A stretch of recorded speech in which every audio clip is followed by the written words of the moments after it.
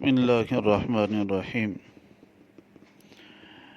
ان الحمد للہ والصلاة والسلام علی من لا نبی بعد اما بعد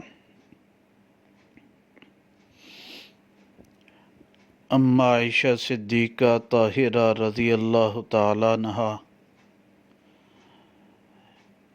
ان کے فضائل اور مناقب کو بیان کیا جا رہا ہے۔ حدیث نمبر 8 جامع ترمذی کی جلد نمبر ثانی صفحہ نمبر 707 رقم الحدیث 3851 ہے۔ نبی پاک صلی اللہ علیہ وسلم سے صحابی نے پوچھا من احب الناس الیک کہ لوگوں میں سے آپ کی طرف زیادہ پسندیدہ زیادہ محبوب کون ہے؟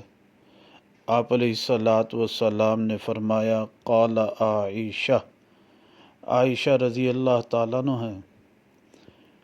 اور پھر انہوں نے پوچھا من الرجال مردوں میں سے کون آپ کے نزدیک زیادہ پسندیدہ ہے؟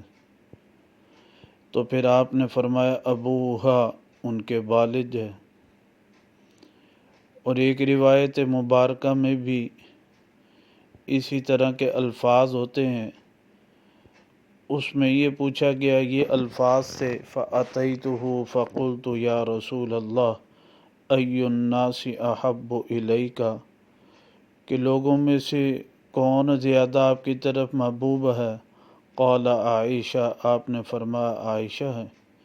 قلت میں نے کہا من الرجال مردوں میں سے؟ پھر انہوں نے فرمایا ابوہا ابو بکر صدیق رضی اللہ تعالیٰ عنہ آپ کے لیے سب